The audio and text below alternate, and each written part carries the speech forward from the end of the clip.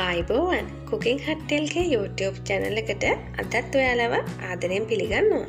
මං අද ඔයාලට අරගෙන ආවේ රසම රස චීස් පැස්ටා රෙසිපි එකක්. ලොකු පොඩි හැමෝටම රස කර කන්න පුළුවන් විදිහට ආස හිතන විදිහට තමයි මම මේ චීස් පැස්ටා එක අද හදලා තියෙන්නේ.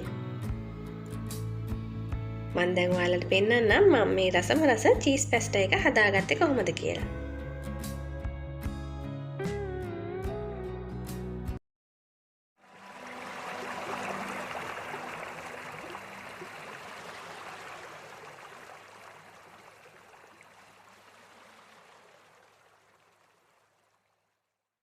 මං අද අරගෙන තියෙනවා තම්බගත පැස්ටා ග්‍රෑම් 100ක්. මේ ප්‍රමාණයෙන් තමයි මං හදන්නේ. ඒ වගේම බිත්තරයක්, බටර් මේස හැන්දක්, ක්‍රීම් චීස් මේස හැන්දි දෙකක්.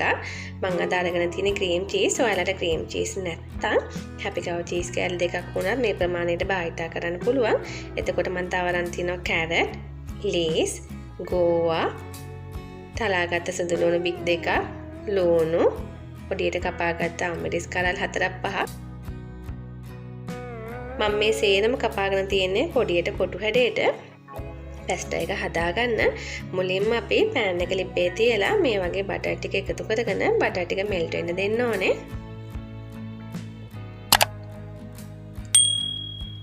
බටර් ටික මේ විදිහට මෙල්ට් වුණාට පස්සේ අපි ඒකට තලාගත්ත සුදු ලුණු ටිකයි කපාගත්ත ලුණු අම්මිරිස් ටික එකතු කරලා ටික වෙලාවක් ටෙම්පරාදු කරගන්න ඕනේ.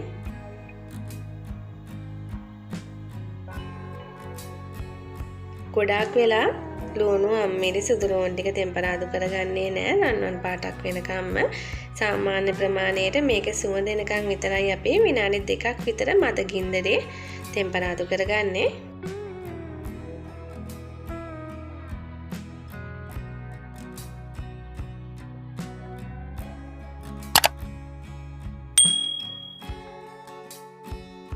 මං කලින් වීඩියෝ එකක සැරට හදාගන්න පුළුවන් චිකන් පැස්ටා රෙසිපි එකකුත් ඔයාලට දාලා තියෙනවා.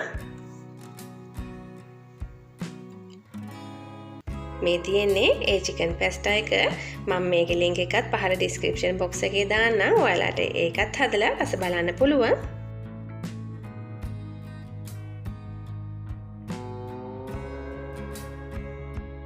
තව චූටි වෙලාවක් අපි මේ ලුණු සුදු ලුණු අම්මිරිස් ටික ටෙම්පරාදු කරගන්න ඕනේ.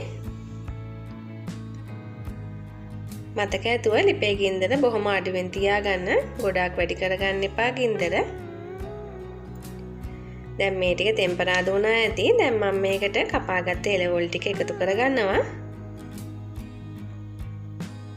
මුලින්ම මම කපාගත්ත කැරට් ටික, ඒ වගේම ගෝවා ටික, ලීස් ටික එකතු කරගන්නවා. ලීස් මං සේරම ටික මෙතනදී එකතු කරගන්නේ නැහැ. චුට්ටක් ඉතුරු කරගත්තා. ලීස් වෙනුවට ඔයාලට කෙතර ලුණු කොළ තියෙනවා නම් ලුණු කොළ වුණත් එකතු කරගන්න පුළුවන්. දැන් මේ බටර් එකේ ටෙම්පරාදු කරගන්න ඕනේ. ගොඩක් වෙලා එළවලු ටික මලව ගන්නෙත් නැහැ අපි. ඊළඟට මේ විදිහට එළවලු ටික අයිනට කරලා මැද්දේ මේ වගේ ඉඩ හදාගෙන මෙතෙන්ට අපි බිත්තරේ එකතු කරගන්නවා.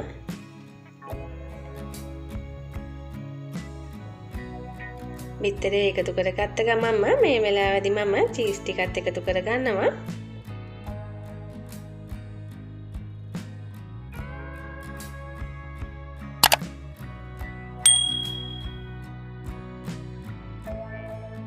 මෙතෙන්දි පොඩි දෙයක් සඳහන් කරන්න ඕනේ.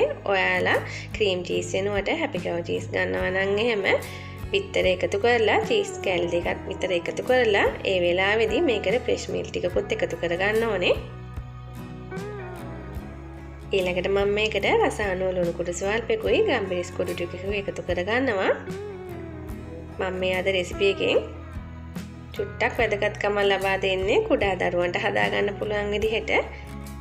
ඒක හින්දා මම ගොඩක් සැර අඩු කරලා තමයි හදාගන්නේ. ඔයාලට කැමති විදිහට මේක සැරේ වෙනස්කම් කරගන්න පුළුවන්. කෑලි මිරිස් ටිකක් වුණත් ඔයාලට වැඩි හිටියට කනවා නම් හදාගන්න පුළුවන්.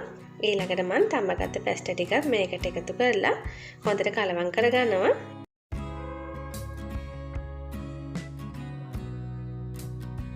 ඉතින් හරිම පහසුයි. ඉක්මනින්ම මේ පැස්ටා රෙසිපි එක හදාගන්න පුළුවන් අපිට. දැන් මම මේ චීස් පැස්ටා එක හදාගෙනත් ඉවරයි. උණුවෙම රස බලන්න. පැස්ටා එකක් කොහොමද රස බලනකොට සීතල වෙලා රස බලනවට වඩා උණුවෙම රස බලනකොට තමයි ඒකේ රස ගොඩක් වැඩි.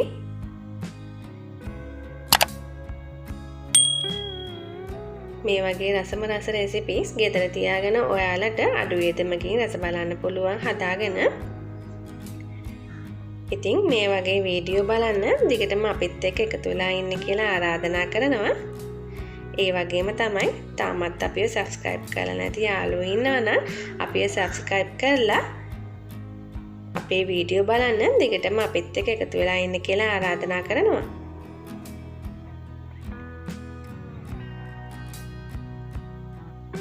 මං කලින් සඳහන් කළා වගේ මං කලින් හදපු චිකන් රසට හදාගත්ත සැර පැස්ටා එක වගේම මේ චීස් පැස්ටා එක රස බලලා ඔයාලගේ අදහස් තියන්න. ඒවා අපිට ගොඩක් වටිනවා. මේ වීඩියෝ එකට ඔයාලා කැමති නම් වීඩියෝ එකට ලයික් එකක් දාන්නත් අමතක කරන්න එපා. ඒ වගේම තමයි ඔයාලගේ අදහස් කමෙන්ට් එකකින් තියන්නත් අමතක කරන්න එපා. ඔයාලට මේ වීඩියෝ එක වැදගත් වුණා නම් යාළුවන්ට බලන්න ෂෙයා කරන්න. තවත් මේ වගේම රසවත් රෙසිපි එකකින් නැවත හමු වෙමු. ඔයාලා හැමෝටම සුබ දවසක්.